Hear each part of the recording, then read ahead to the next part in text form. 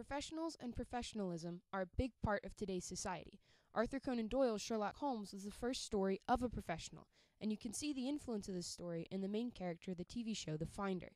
Both main characters in The Finder and Sherlock Holmes have similar attitudes towards their work and unconventional methods, but they differ regarding their social standing. Sherlock Holmes is the first instance where it's not completely shameful to be a professional. Now, Sherlock is a detective, and he has to work because he does need the money to survive, but that being said, the money is more of an extra bonus. He works as a detective because he loves to do so, and you can see this in how Sherlock is very selective in the cases that he chooses to take.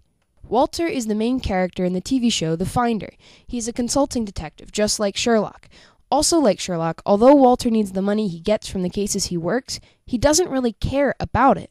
At the end, when people are thankful and want to pay him for the work he's done, Walter just says Leo takes care of that and walks away. Walter never learns how much he gets paid. As regards unconventional methods, Sherlock disguises himself as a woman. Now, Watson, the man on the right, is Sherlock's only friend. Even he is astounded by the image of Sherlock as a woman, which is the image on the left. Now, Sherlock really wants the information, so he's not too concerned what Watson thinks. Sherlock just goes for the info. Another example of Sherlock's unconventional methods is that he can identify cigar types from their ashes. He can tell Cuban cigar ashes from Detroit cigar ashes from Russian cigar ashes. He finds it fascinating. But he's the only one. To everyone else, ashes are ashes. But to Sherlock, it's another eureka moment. Now, as regards Walter from the show The Finder, he also used an unconventional disguise, a sailor. Walter is an Iraq war veteran from the Army.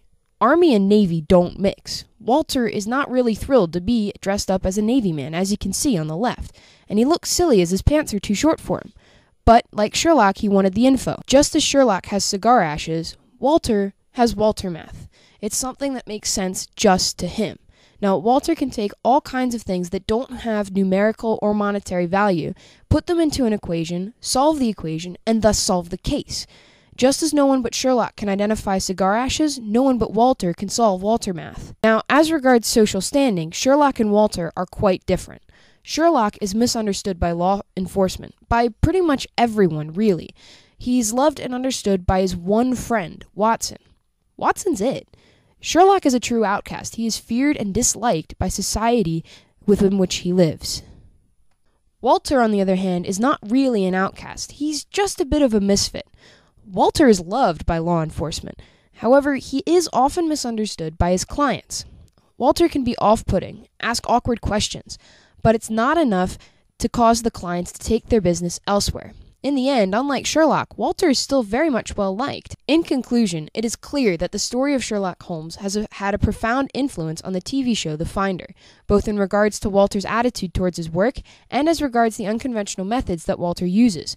The stories differ, however, in regards to their main character's social standing.